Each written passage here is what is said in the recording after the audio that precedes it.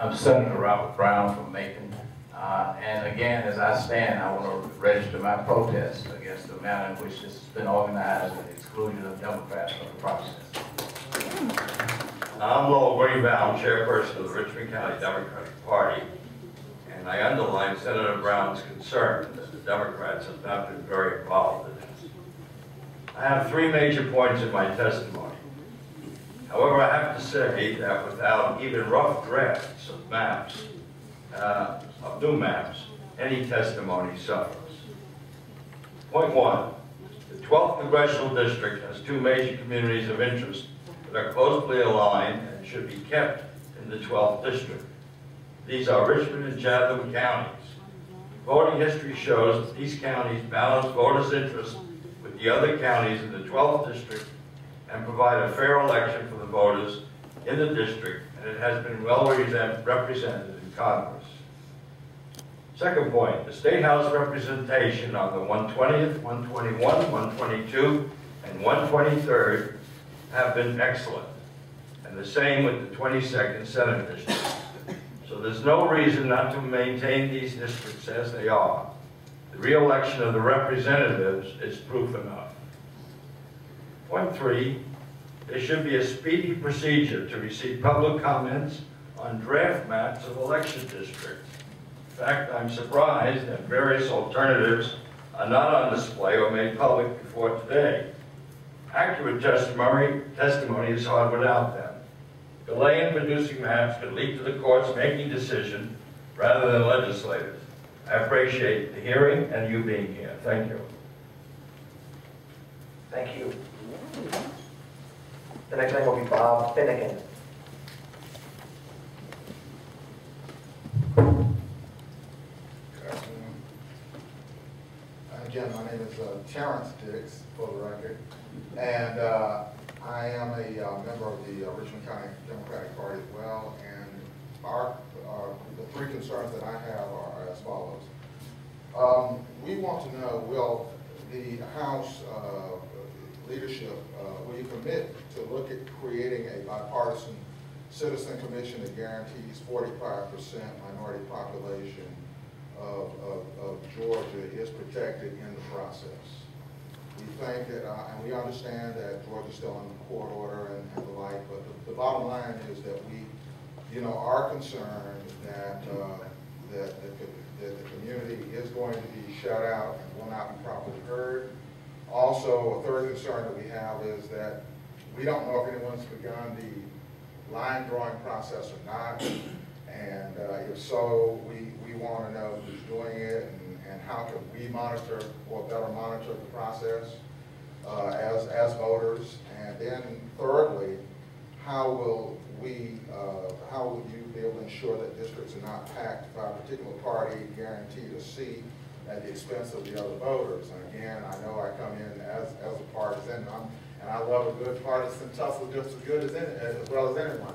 But on the other hand, I think we as Americans ought to be committed to fairness and making sure that the activities that we're involved in are fair. And so I just wanted to submit those three questions to you, and I hope that I will be getting a response in a timely manner, and we certainly appreciate it. Thank you. Dennis Coxwell.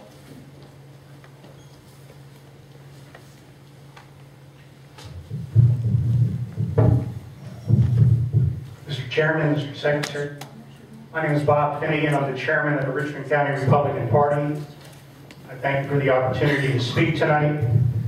We all here realize that the task that's ahead of you and for this panel is a difficult one. It's a delicate balancing act to ensure that all citizens are fairly represented, while at the same time adhering to federal and state laws and restrictions that are placed on this panel. The one man, one vote principle of equal representation is a sacred right. So please ensure that the districts are drawn to the same size as much as possible.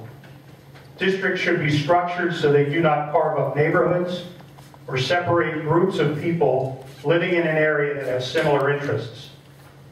The integrity of communities of interest must be respected to the maximum extent feasible.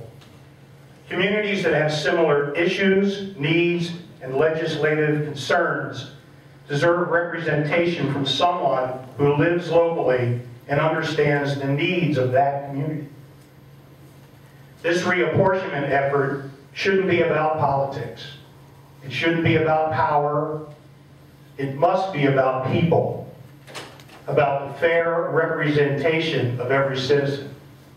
This panel has the opportunity to get it right this time and avoid past attempts to manipulate district boundaries, often resulting in something that resembles an ink blot test. Let's learn from these past mistakes. Thank you for your time. S.H. Nunnally.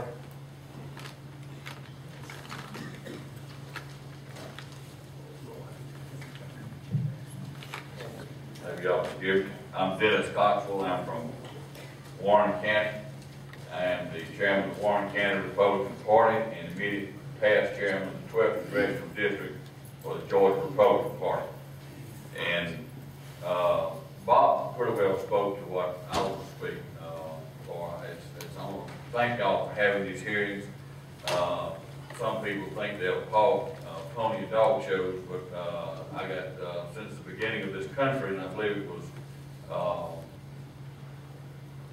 what was his name? Anyway, he said that the electors should, Thomas Paine, should come back and present themselves to the elected should come back and present themselves to the elected on a regular basis. And thank you for doing this. I know there are smart people involved in this process that will look and do, and to some degree, we've got to have trust in our elected officials. The problem, the point I want to make is this. Power can be very intoxicating. And I brought with me a perfect example of what power can do in the political process. It is the 2001 Congressional map. And I'm sure you've all seen this. It has, if you look closely, the ink blot, which was sometimes called the roadkill district up around Atlanta. It looks like somebody's poor little kitty got ran over in 285 and splattered the smithereens, and it left neighborhoods divided all for political gain. There's the donut district over in West Georgia. One district came down, circled, made a donut out of another one, a donut hole right out of another one, all for political gain. The other one was the first district, was drawn up from southeast Georgia in Savannah up to Macon, a sliver up to Macon, and a little tiny sliver over to Moultrie, Georgia, down a street into a neighborhood to get Saxby Chambliss's house in the district of another sitting congressman, all for political gain. And then we have the 12th district that was from Athens, slivered down through Oconee County to Augusta, down to Savannah, all for political gain. I'm proud to say that I was part of 54 people in the 12th Congressional District in 2004 that went to Atlanta and demanded that there be change made.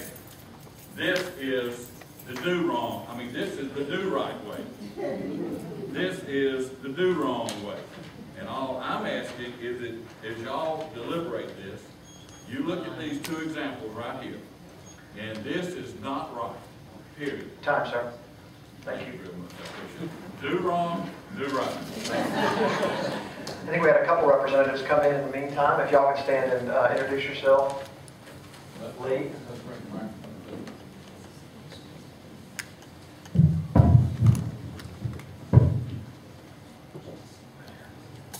Lee Anderson, District 117, Columbia County, Lincoln County. Hi, Patsy Harris. I'm the chairman of the 10th Congressional District for the Democratic Party of Georgia, and I live in Morgan County, in the real buckhead. I wanted to state two concerns that I have about fairness of the process. The first hearing last night in Athens was led by 6 white men from your committee. This second hearing is led by 2 white men. I'm concerned that fairness will not be applied to the concerns of minorities. The second is, Mr. McKillop, you were elected last year as a Democrat in the overwhelmingly Democratic District of Athens. You know that the only way you will be reelected as a newly named Republican is for your district to be redrawn. I'm concerned that your being on this committee shows lack of basic fairness in the process. Thank you. Thank you.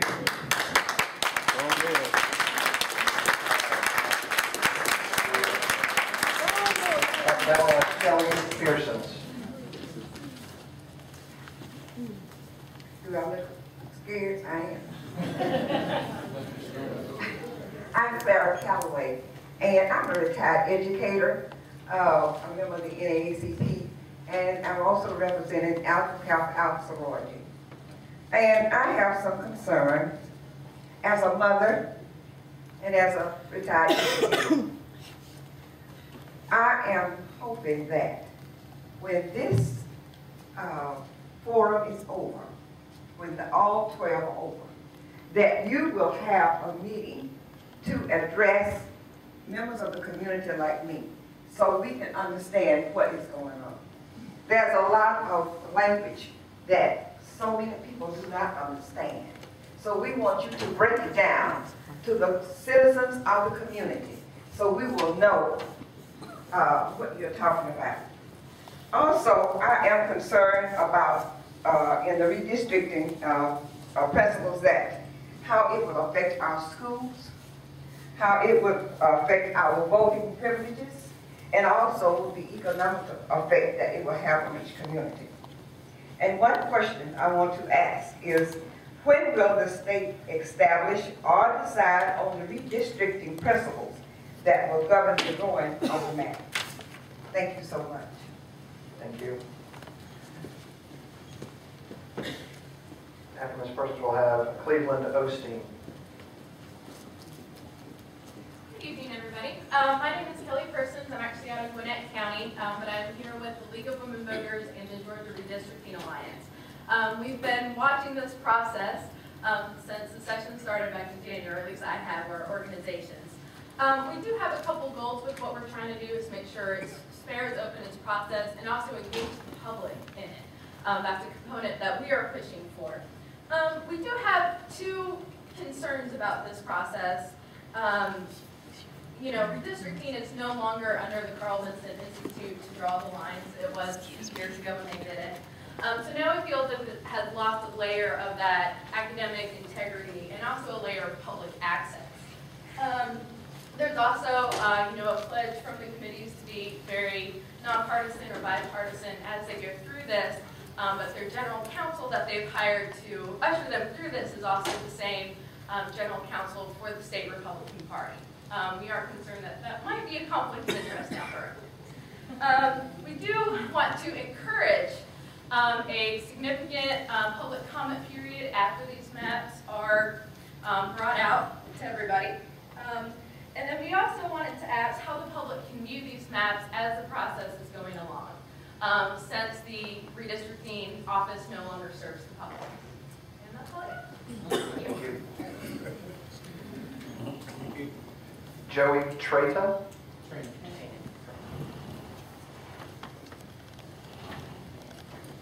Would actually be after Cleveland Osteen.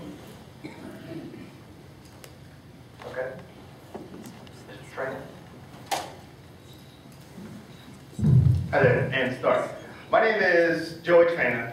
I'm a student, voter, taxpayer, and a father in Richmond County. I'm also president of the Young Dems of Augusta, Richmond County. I would hope that in the process of gerrymandering votes between red and blue, that our representatives, opposite word being represent, are cognizant of the fact that the Georgians I know aren't walking around with red and blue on like gang members.